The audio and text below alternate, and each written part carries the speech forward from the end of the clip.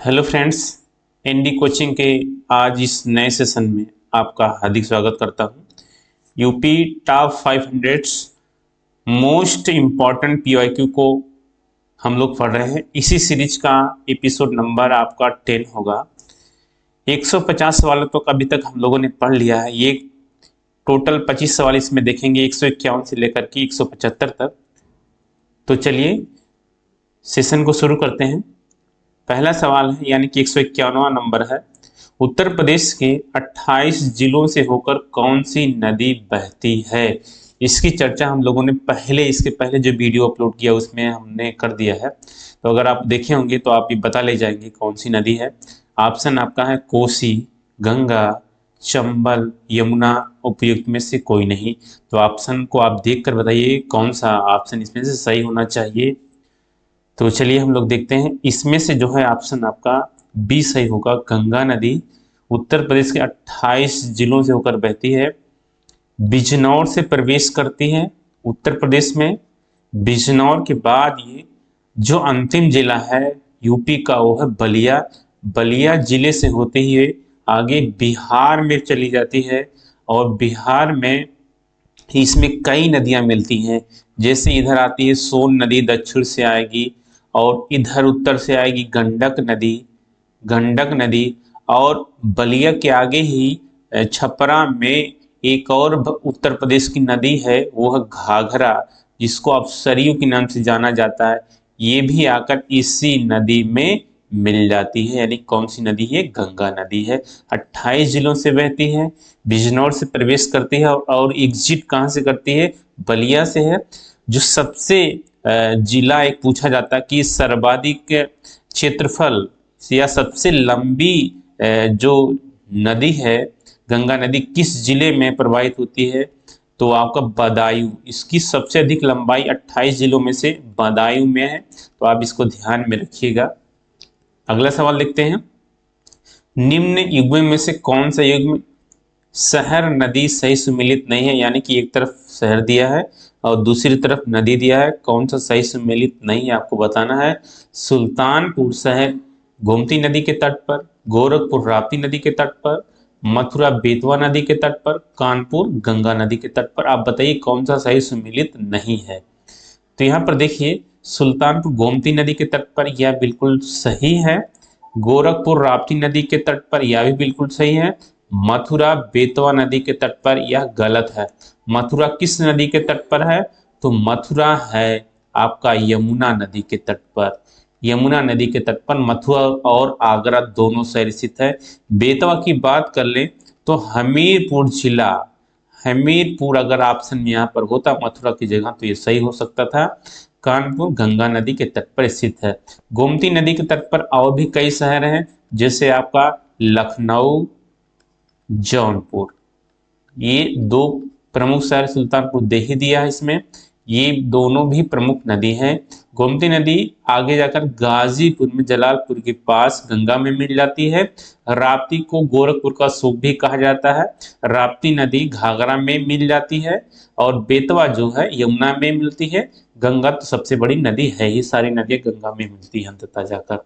अगला सवाल है, काशी जो भारत के सबसे पवित्र शहरों में से एक है, नदी के किनारे पर बसा हुआ। तो यहाँ पर डॉट दिया है, यानी कि स्पेस दिया है। किस नदी के तट पर है काशी? बहुत ही सरल सवाल, आप गलत नहीं करेंगे। सब जानते हैं गंगा नदी के तट पर काशी बसा हुआ प्राचीन शहर है भारत का। 16 महाजनपदों में इसका भी उल्लेख मिलता है प्राचीन भारत के इतिहास में। अगला चलिए देखते हैं सवाल 154वां। बुंदेलखंड की अर्थव्यवस्था में सबसे बड़ा योगदान किस नदी का है? तो आप ऑप्शन को देखिए और सावधानी पूर्वक इसका उत्तर दीजिए।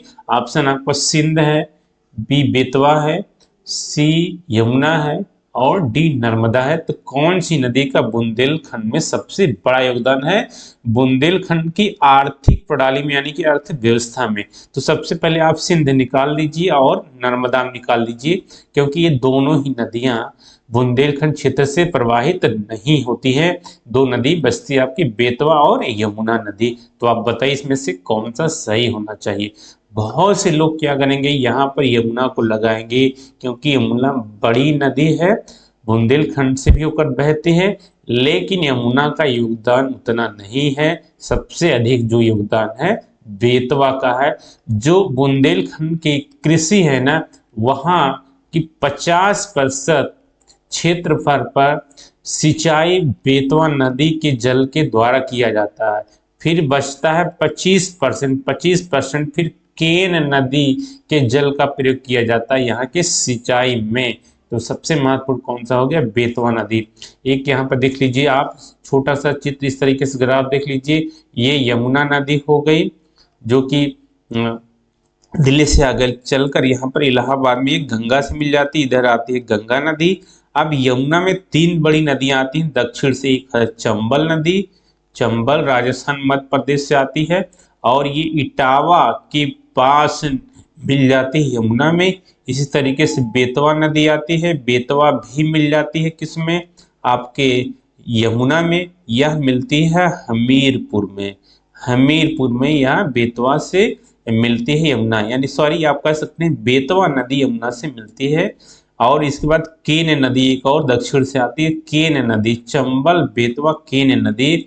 अब ये नदी बांदा में जो है यमुना से मिलती है। तो ये सबसे महत्वपूर्ण जो आपका है बुंदेलखंड क्षेत्र में वो बेतवा नदी है। बेतवा नदी पर ही जो है ललितपुर में माता टीला आपका परियोजना बनाई गई है। बेतवा का उद्गम मध्य प्रदेश से होता है। तो ये नदी है। इसके अलावा एक और नदी सोन नदी यहाँ आकर के जो है गंगा में मिलती है आगे जाकर के, ये आपके पटना के नजदीक। तो ये पटना के नजदीक सोन नदी है। तो ये बहुत महत्वपूर्ण नदियां हैं, ये दक्षिण से आने वाली महत्वपूर्ण नदियां हैं। चलिए अगला सवाल देखते हैं। निम्नलिखित में से कौन सी नदी उत्तर प्रदेश में नहीं बहती है? ऑप्शन है आपका गंगा, यमुना, रामगंगा, झेलम। आप बताइए कौन सी नदी उत्तर प्रदेश में नहीं बहती है? तो आप आराम से बता ले जाएंगे, यहाँ पर झेलम नदी नहीं बहती है। झेलम नदी जम्मू कश्मीर से निकलती है और यहीं से आगे चलकर वो पाकिस्तान में चली जाती है, और पाकिस्तान में मिल जाती है किससे? चिनाब नदी से मिल जाती है। तो ये नदी हो गया। गंगा आप उद्गम जानते हैं, चर्चा हुई गई है। यमुना का भी उद्गम आपका उत्तराखंड में ही है, दूसरी सबसे बड़ी नदी उत्तर प्रदेश की। ये 19 जिलों में बहती है। जैसे अभी हम लोगों ने चर्चा किया 28 जिलों में बहती गंगा, उसी तरीके से 19 जिलों में बहती है कौन सी नदी? यमुना। और राम गंगा भी उत्तराखंड से निकलती है, उत्तर प्रदेश में प्रवाहित होते हुए उत्तर प्रदेश में ही आपके कन्नौज के निकट ये मिल जाती, किससे? गंगा से। कन्नौज के निकट गंगा से मिल जाती है, यानी कि गंगा की सहायक नदी है। रामपुर जिला इसी नदी के तट पर है, कन्नौज भी है। अगला चलते हैं, सवाल 156वां है। फुलर झील उत्तर भारत की निम्नलिखित में से किस राज्य में स्थित है? बहुत चर्चित सवाल है, आप समझ जाएंगे, यूपी स्पेशल का सवाल है, तो उत्तर प्रदेश में ही है। फुलर झील कहाँ है? तो पीलीभीत जिले में है, पीलीभीत जिले में है।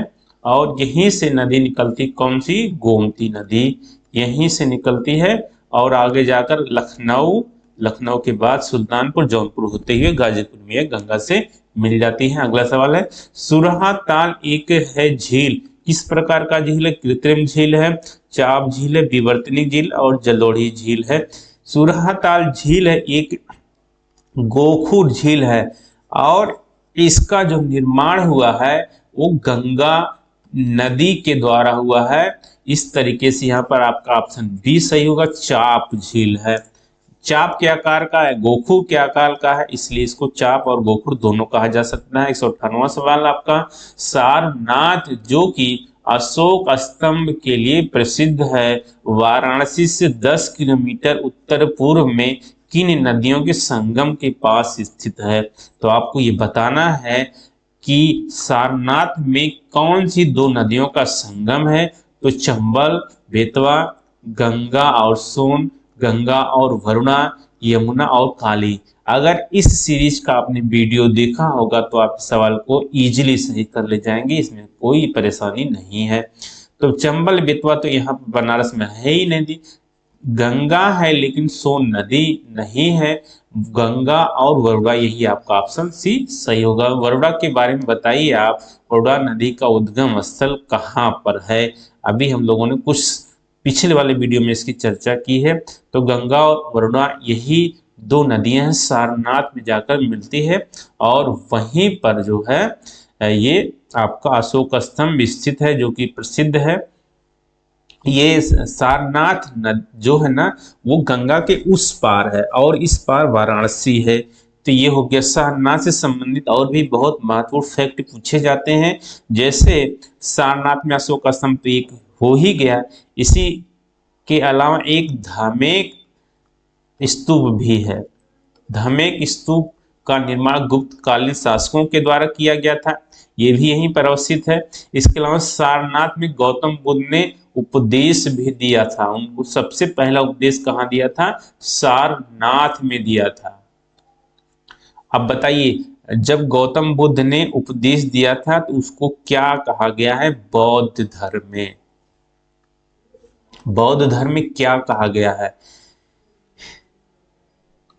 इसके अलावा सारनाथ से संबंधित और भी फैक्ट होते हैं, आप उसको पढ़ सकते हैं यहाँ पर। चलिए अगला सवाल देखते हैं। रामगंगा नदी कन्नौज के पास रामगंगा में मिलती है, सही कथन बताना है।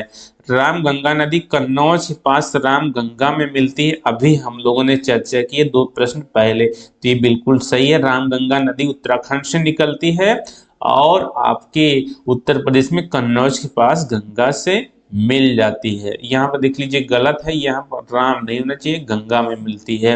बेतवा नदी प्रयागराज के पास यमुना नदी में मिलती है। अभी हम लोगों ने चर्चा किया बेतवा नदी कहाँ मिलती है, तो बेतवा नदी हमीरपुर में मिलती है आपके यमुना नदी से। तो यहाँ पर ये दूसरा गलत हो गया, तो पहला सही है, केवल यहाँ पर सी सही हो जाएगा आपका। अगला चलिए अगला देखते हैं। शेखा झील से संबंधित सवाल पूछा है, क्वेश्चन नंबर 160 आपका है। शेखा झील के नाम से एक नया राष्ट्रीय पक्षी बिहार, शेखा झील के नाम से एक नया राष्ट्रीय पक्षी बिहार का विकास किया जा रहा है। कहाँ पर? लखनऊ में, वृंदावन में, अलीगढ़ में, कानपुर में। तो आप बताइए, वीडियो को पॉज करके बताइए कौन सा इसमें से ऑप्शन करेक्ट होगा। तो ये ऑप्शन नंबर सी है, एकदम सही है, अलीगढ़ में। अलीगढ़ ताला निर्माण के लिए जाना जाता है और यहीं पर शेखा झील नाम से एक पश्चिम बिहार का विकास किया जा रहा है। अगला सवाल 161वां है। सूर सरोवर रामसर स्थल के संदर्भ में निम्नलिखित में से कौन सा कथन सत्य है? तो सूर सरोवर एक रामसर साइट है, उसी के बारे में पूछा है।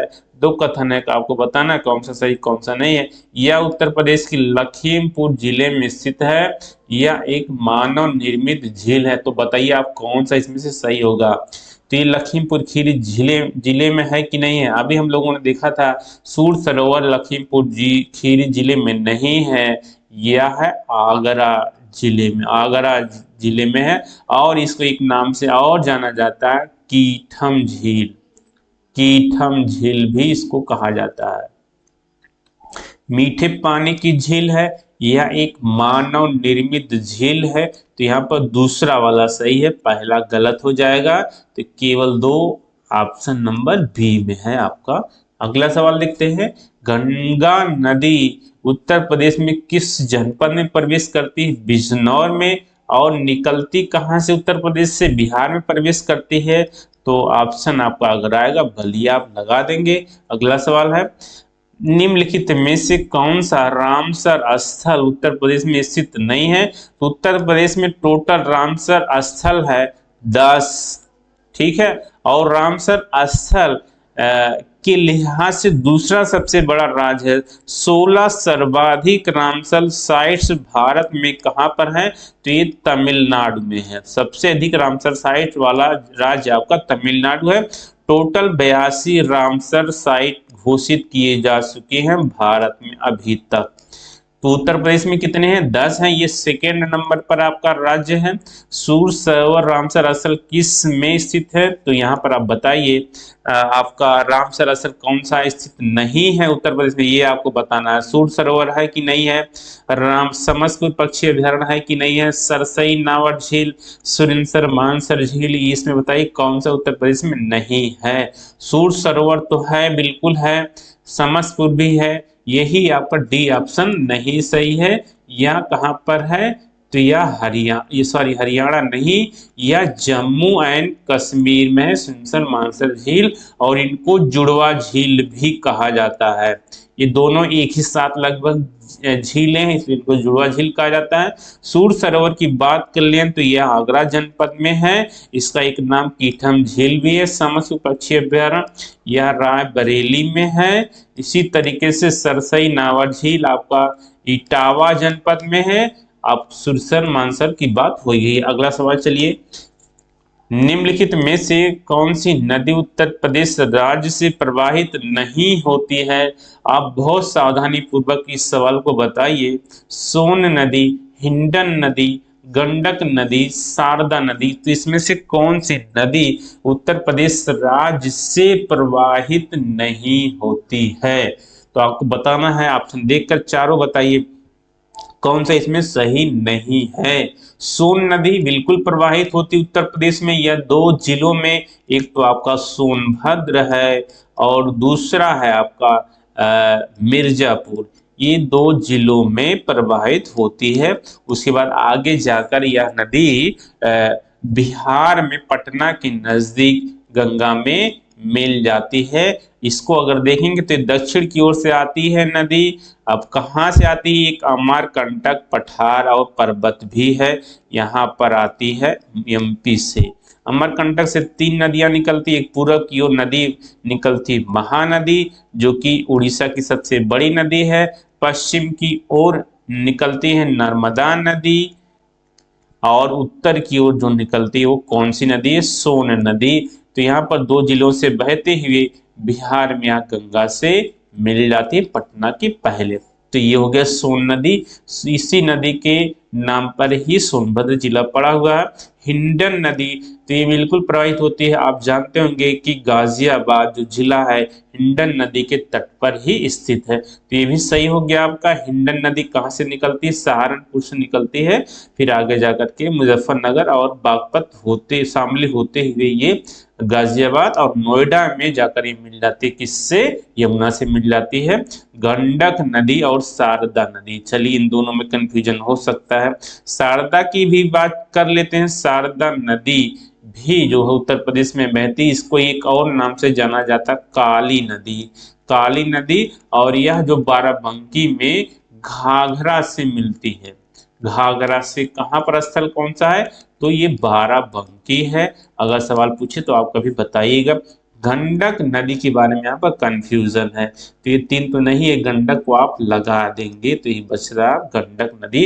गंडक मुख्य रूप से बिहार की नदी है, लेकिन सवाल में एक कंफ्यूजन ये है, सवाल में इन्होंने पूछा है राज्य से प्रभावित होती है। अगर यहाँ पर राज्य में प्रभावित होती है तो पूछा होता तो गंडक सही हो जाता।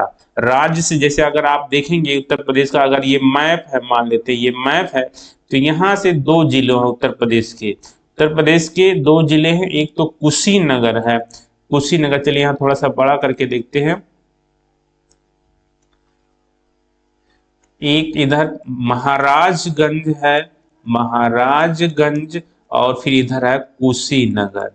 कुशीनगर, कुशीनगर जिले हैं ये।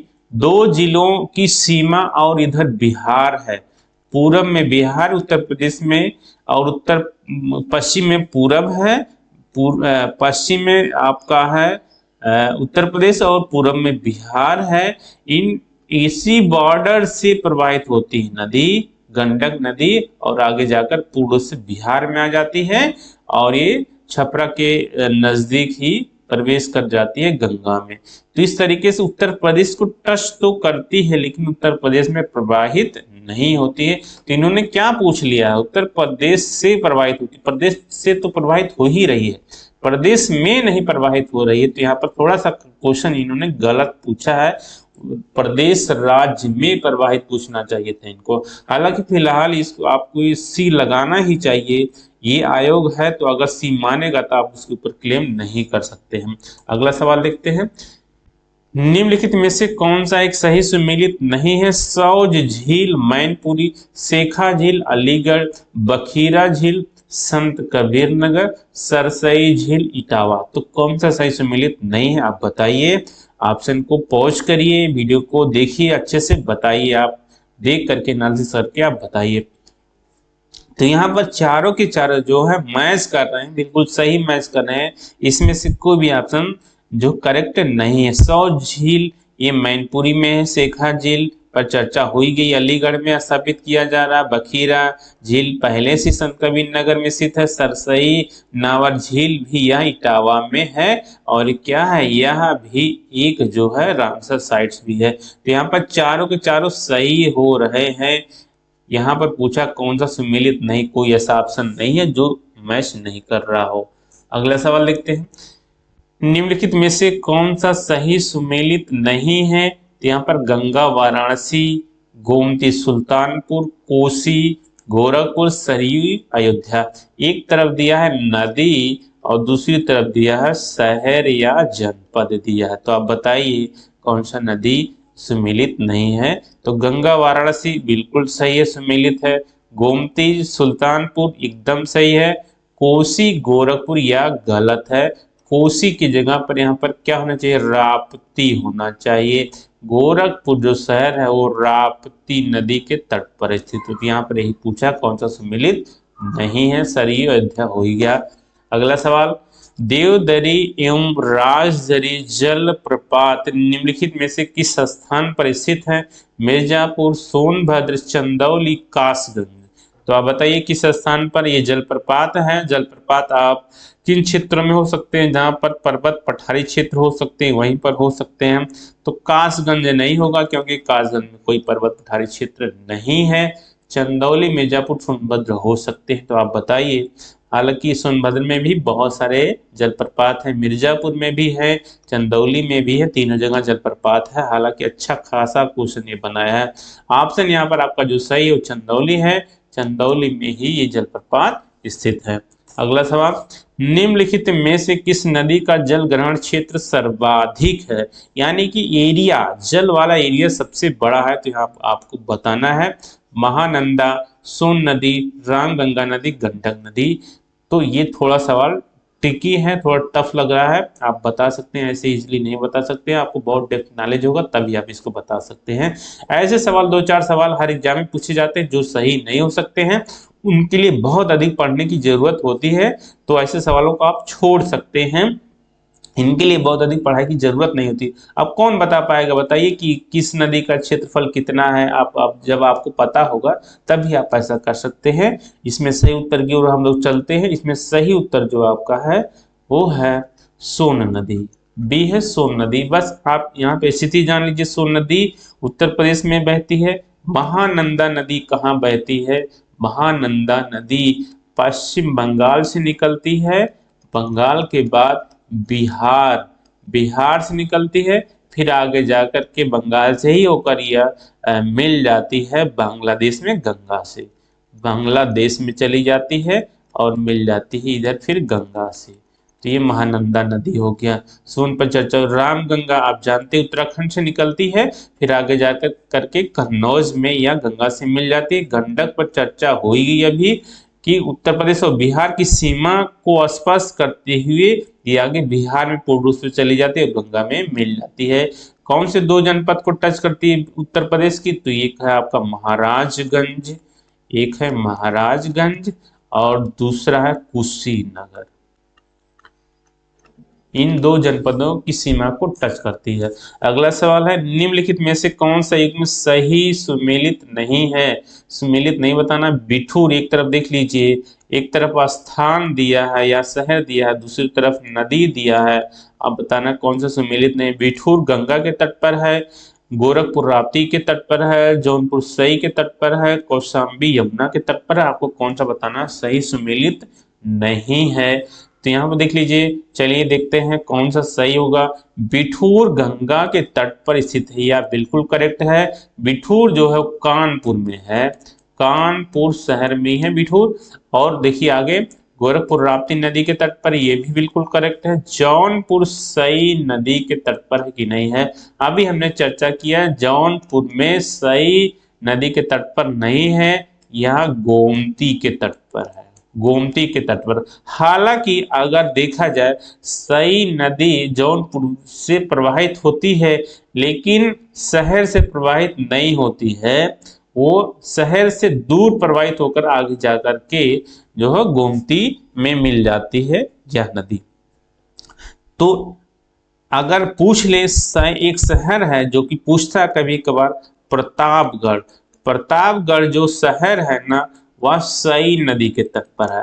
अगर जौनपुर की जगह पर प्रतापगढ़ होता तो सही हो जाता। कौशाम्बी यमुना नदी के तट पर, यह बिल्कुल करेक्ट है। तो यहाँ पर आप क्या लगाएंगे, सी लगाएंगे, क्योंकि जो मैच नहीं कर रहा हो आपसे पूछ रहा है। अगला सवाल है 117वां सवाल, उत्तर प्रदेश के निम्न में से कौन सा क्षेत्र सर्वाधिक बाढ़ प्रभावित है? पश्चिमी क्षेत्र, पूर्वी क्षेत्र, मध्य क्षेत्र, उत्तरी क्षेत्र। तो आप बताइए कौन सा सर्वाधिक बाढ़ से प्रभावित है। आप इलिमिनेशन मेथड अपनाइए, कौन सा सबसे नहीं उसको आप काटिए। तो देखिए पश्चिमी क्षेत्र नहीं होगा क्योंकि यहाँ पर बाढ़ नहीं आता है, वर्षा कम होती है अपेक्षाकृत। तो यह पर हो गया, पहला आप निकल गया। बचा पूर्वी, मध्य और उत्तरी क्षेत्र। तो यहाँ पर मध्य में भी वर्षा उतनी नहीं होती है, मध्य में भी वर्षा नहीं, सबसे ज्यादा वर्षा कहाँ होती, पूर्वी क्षेत्र और आपको उत्तरी क्षेत्र। तो यहाँ पर बी और सी दो ऑप्शन में से, बी और डी दो ऑप्शन में से एक सही होना चाहिए। तो देखिए जो आपका पूर्वी क्षेत्र है उत्तरी की अपेक्षा वहां पर बाढ़ ज्यादा आता है। लेकिन अगर देखें तो यहाँ पर जो इनका ऑप्शन बनाना चाहिए था ये पूर्वी उत्तरी क्षेत्र बनाना चाहिए था, पूर्वी एवं उत्तरी ऑप्शन में बनाना चाहिए था, या बनाना चाहिए था उत्तरी पूर्वी बनाना चाहिए था। इस तरीके से अगर ये इन्होंने ऑप्शन में लिखा होता तो ज्यादा सही था, क्योंकि नेपाल की सीमा से सटे हुए जो पूर्वी वाले तराई जिले हैं वहां पर बाढ़ अधिक आता है। जैसे आपका बहराइच हो गया, लखीमपुर खीरी से लेकर के बहराइच आपका हो गया, इसी तरीके से श्रावस्ती, बलरामपुर, सिद्धार्थ नगर, कुशीनगर, महाराजगंज, इन जिलों में अधिक बाढ़ आता है क्योंकि तराई वाले क्षेत्र है, यहाँ की जो जमीन है धरातल है वो निचला है, और उधर उत्तर से जो नदियां हिमालय से निकलती है यहीं पर आकर के उनकी गति धीमी हो जाती है और पानी रुकने लगता है। अगला सवाल देखते हैं, सूची को सूची दो से सुमेलित कीजिए। एक तरफ दिया नगर और दूसरी तरफ दिया नदी। तो बताइए चित्रकूट, जौनपुर, मथुरा, अयोध्या। चित्रकूट किस नदी के तट पर है? आप इसको मिला ले जाएंगे, अगर अच्छे से करेंगे, आराम से करेंगे तो आप आसानी से मिला ले जाएंगे। तो सबसे पहले आप अयोध्या को मिला लीजिए। अयोध्या कौन सी नदी है? तो सरयू नदी, आप जानते हैं। मथुरा कौन सी नदी है? तो मथुरा यमुना नदी है। आपका जौनपुर कौन सी नदी है? तो जौनपुर गोमती नदी है। और आप थोड़ा सा ये चित्रकूट में कंफ्यूजन हो सकता है आपको, चित्रकूट बच ही गया अकेले, मंदाकिनी नदी के तट पर है। तो यहाँ पर ऑप्शन कौन सा सही होगा? ए का 4, ए का 4 देख लीजिए, इसमें भी है, 2 का 2, ये हो गया आपका, तो ये ऑप्शन आपका सही हो गया। अगला सवाल है 172वां, उत्तर प्रदेश में किस स्थल को रामसर स्थल के रूप में नामित किया गया है? पार्वती, अर्गा, सूर सरोवर, सुरहाताल, ऊपरी गंगा। तो आप बताइए किसको रामसर साइट्स के रूप में घोषित किया गया है चारों के ऑप्शन में से देख करके।